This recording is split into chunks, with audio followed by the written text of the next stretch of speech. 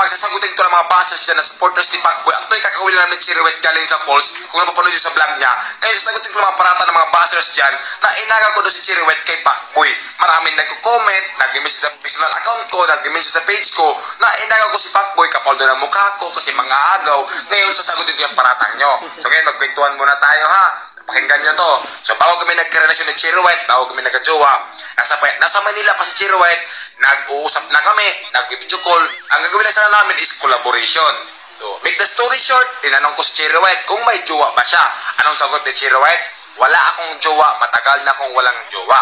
So, siyempre ako yung taong hindi may pagka-marites, hindi na ako nagtanong about sa kanya. Kung about sa kanya kay Pacboy, ang sa akin lang is komportable na ako na wala siyang jowa. So, siyempre, ako din naman na wala akong jowa. Okay, ganito, make the story short. So, habang tumatagal yung pag-uusap namin, pakikilala sa isa't isa, habang lagi kami nag-video call, nagkaroon kami ng feelings, nagka-develop kami, hanggang umabot sa punto na pumunta siya ng Cebu, nagkaroon na ng something sa aming dalawa.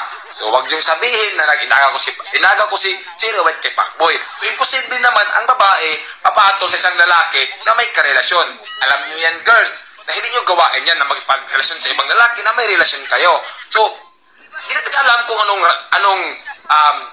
rason kung bakit wala na sila ng Pacboy. Ayoko mag-tell niyan kasi sila dalawa nakakaalam.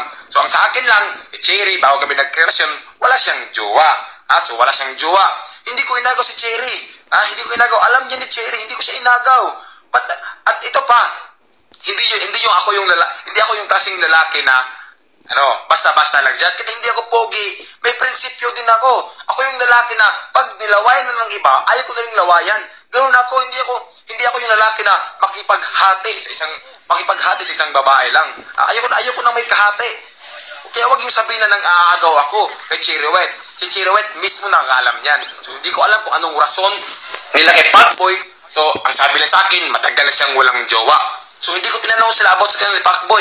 Yun lang, kasi privacy nila yan. So, ito pa, naiinis ako eh. Kasi sabi nila, content lang daw kami ni Cherry White. Naintindihan ko kayo kasi nga, nangyari sa akin nung nakaraan na nag-reveal ako ng jowa na hindi ko jowa. So, ngayon, imposible naman na content lang kami, di ba? Halos na yun sa vlog namin, puro nangalaplapan, sasabihin nyo, content pa rin.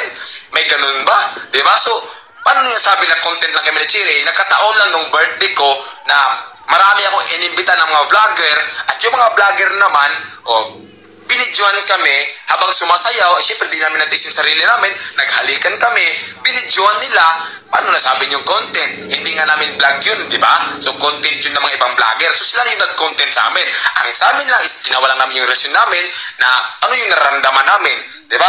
So, kaya nasabi yung content lang. So, hindi kami ang nag-content mga vlogger kasi maraming vlogger doon nakatutok. So, actually, sinabi ko kay Cherry na wag muna kaming mag-private relationship muna kami kasi nga pag social media talaga maraming makisasaw, maraming masasabi, di ba?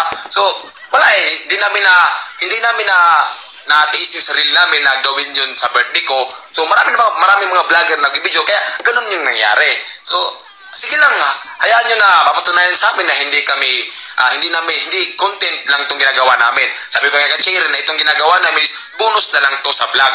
Itong pinapakita namin sa inyo, bonus na lang itong meron kami sa relasyon kasi hindi ko rin naman gusto na mag-reveal social media. Nagkataon lang talaga na yung nag-reveal is yung mga vlogger doon. Maraming nag-video na naghahalik